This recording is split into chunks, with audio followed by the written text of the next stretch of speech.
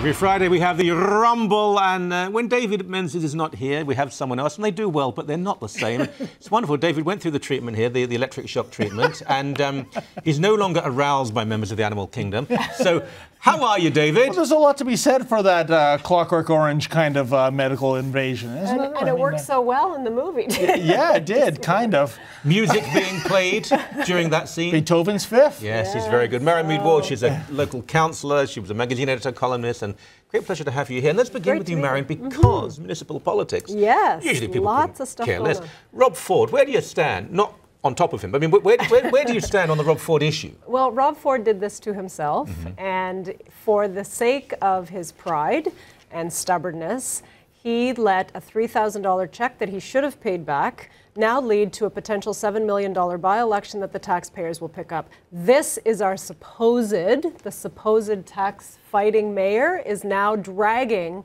the entire community into this because he would not admit that using his office for outside fundraising is completely inappropriate. There are policies against that. He should have followed them. And he was told on multiple occasions, he was told... Agree with you. I mean, I was chatting with Brian Lilly on the show yesterday and we disagreed about this. He said it's about style. No, it's more than that. Rob there is so much pride there. I like Rob as a person, but his people around him who are even more conservative said, don't go to the meeting, don't vote. Give the money back. You can afford it. Yeah. He did it for the best reason. Kids, most of them, 70% of whom are probably living in subsidized... Well, it is relevant. They're living in subsidized housing.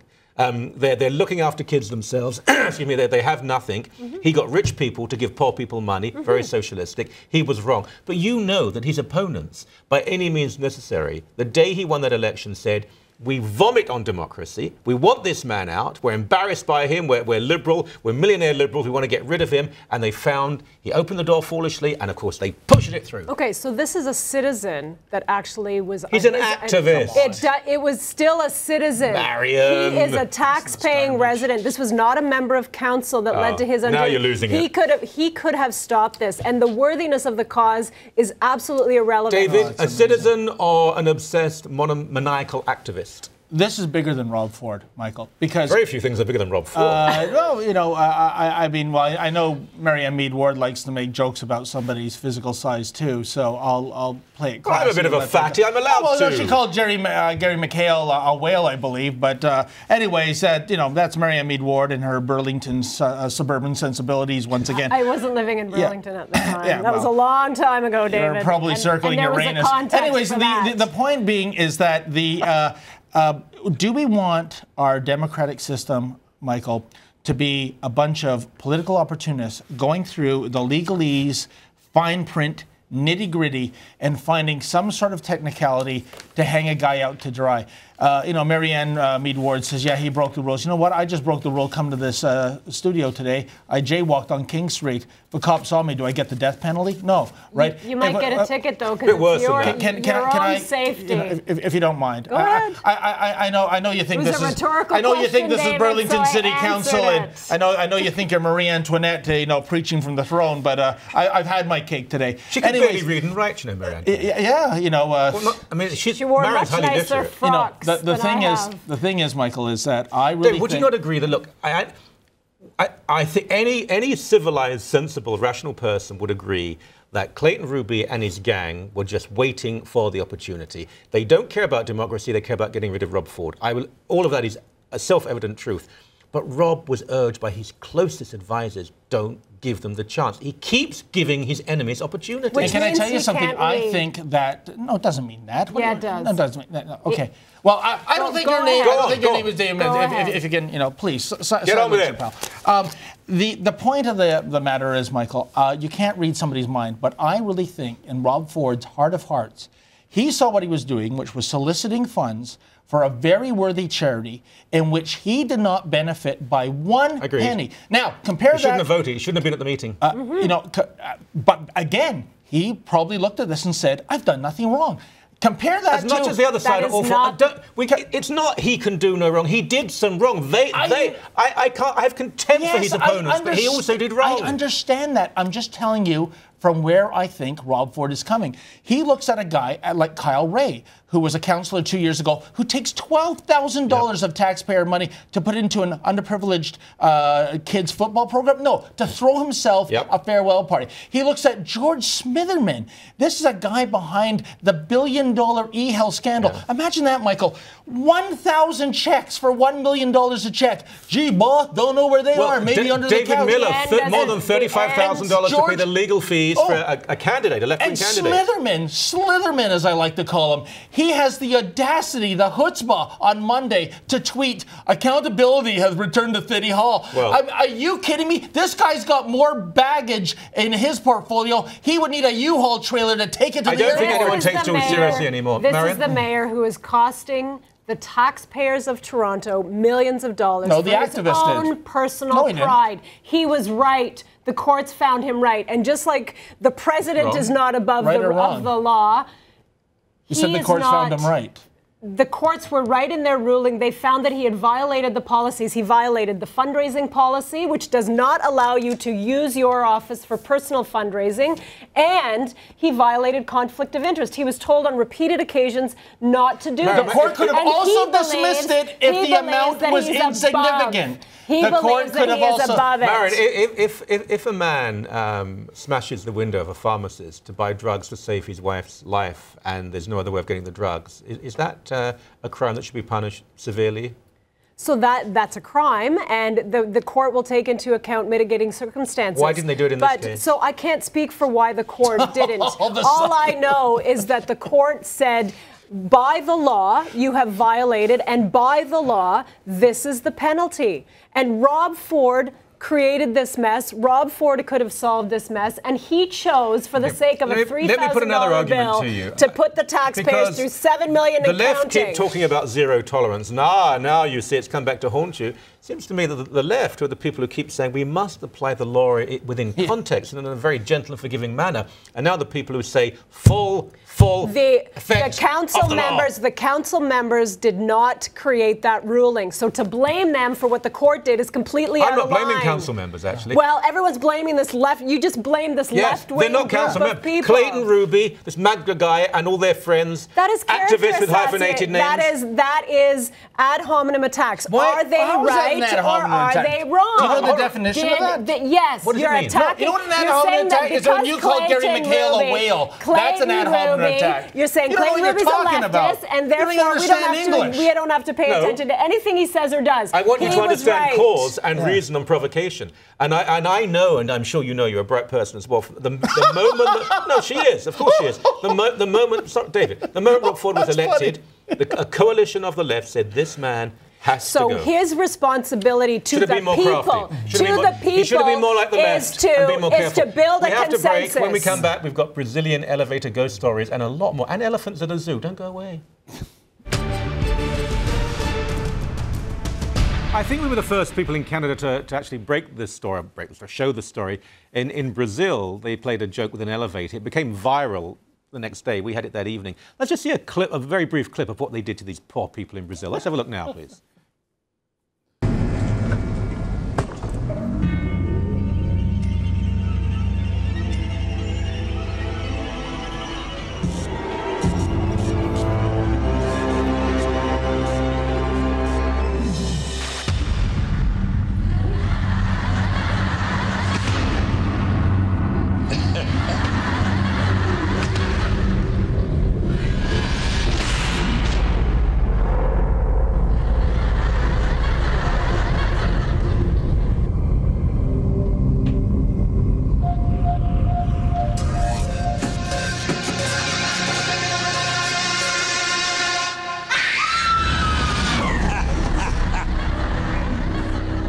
Right. I was telling them to come back to me, so I wasn't going like this. Oh, it's so hot in here. And there's lots more, and it's very funny, but I mean, that's Heart Attack City, baby. That is appalling. I don't know if I'd ever go in an elevator again after something like that. That's just cruel. As long as you don't overreact. What is the joke? It was very funny. Oh, come on. Of course it's funny. To terrorize somebody in an elevator? That is for laughs. Yeah. So who's getting the laughs? I laughed. I didn't laugh. I jumped. I thought this is horrifying. If you want to film horror movies, then film a horror movie. Do you have humour in Burlington, or have you banned it? No, I am a very funny person. You're very puritanical, yeah, David. No, I thought it was hilarious. I'm funny with. I laugh at things that are funny. This is not funny. This is just cruel.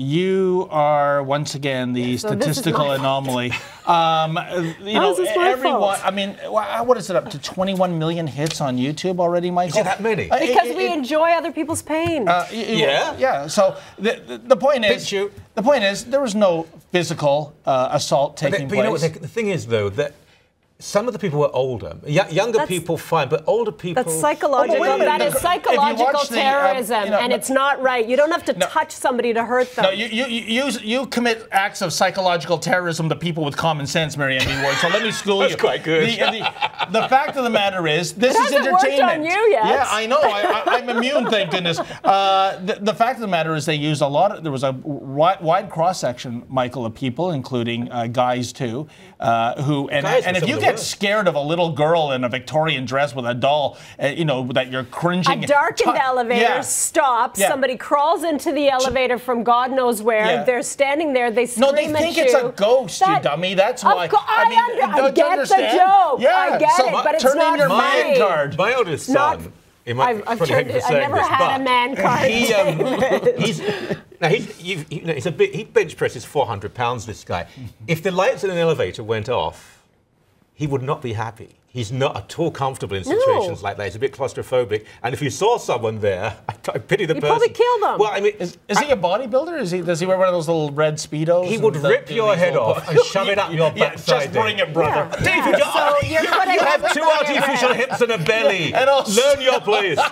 This is putting everybody at risk. Let's move on to a very, very fat woman in Hungary. And I mean no disrespect. Can we see the photo, please? Or several of the photos. Let's have a look now, please. No, don't show me. I'm not a fat one in Hungary. Let's look at the photos. Please. Thank you. Now, I'm sorry, but you know what? This is not big bone. This is not genetic. It's not I had a hamburger too many. Let's see the woman again. This is just tickets here. Can we please see the woman?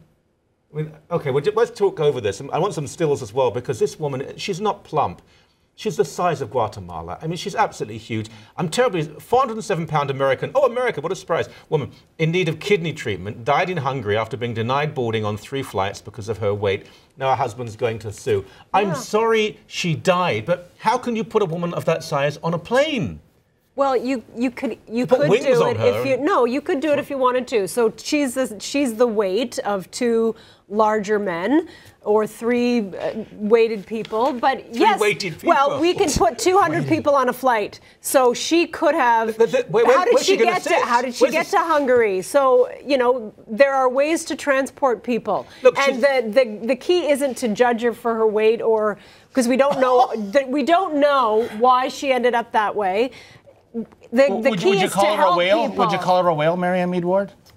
I would not call her that. Why? She's twice the size of Gary McHale. Yeah, because she wasn't intimidating people on a legal protest. People don't know who you're talking about. Look, this is a story. The woman is dead. There's an illness. The obesity is incredible, but it's not that they said, "Oh, you can't come on." They tried to fit her in. Yeah. They couldn't get her into a seat. They couldn't get a belt around her. They have to be careful because if there's an accident, if she falls forward, if she hits someone else, then they sue.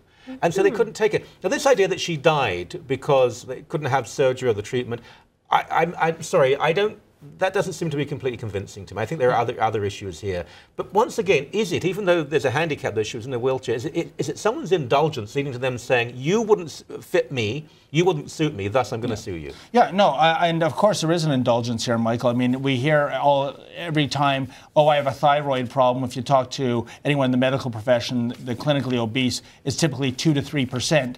The others have obesity problems because too much food, too little exercise. Simple as that. Yeah. And, you know, it's just like when you go to amusement parks, they actually now have a little replica of the seat and the harness outside the ride, so you don't get into a lineup only to find out you're too big. And they say, if you're a larger guest, you know, they got to be very politically correct. Now, you know, get in there. But, okay. But I want to circle this round. That's why I put this subject in here, because you're being very compassionate and empathetic towards this woman. Mm-hmm. Rob Ford is overweight. Nothing like that size. He's still a very active man, but he's overweight. Mm-hmm. as soon as he began to run for mayor, and David can tell us about this, there were comment after comment, you're too fat to run, you'll die of a heart attack. A man stood up and said, as a doctor, as a leftist doctor, I don't think you should be running, even though Smitham was a drug addict and various other sexual activities that could be very, very, very dangerous. Every time something happens, like he was playing with a football, he fell over. It was funny, but that's various left-wing councils and activist groups making this one go viral.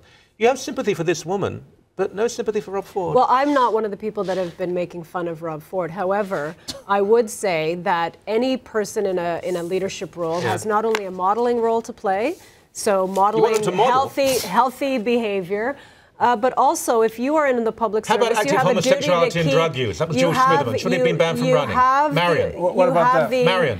He had been a drug addict and he was an active homosexual. Both past dangerous. Tense. He stopped that. He was still an active homosexual. Dangerous activity. Yeah. So I don't know his personal homosexual behavior. I don't know how many partners that he had. I don't know whether he used protection. There are ways to engage in that sexual behavior that is safe. So I don't know whether he did it safely or not. The mere fact that he is a homosexual does not ban him from political office. And if you think, if you're suggesting that, he stopped that. So I'm just looking for consistency and lack of hypocrisy. So I'm glad that he stopped it. As an elected official, he has a role to play in upholding the laws and in modeling healthy behavior to others. On this breaking news that Marianne thinks that Winston Churchill, who consumed enormous amounts of brandy, smoked many cigars and ate very badly, should not have been Prime Minister and led us against Hitler.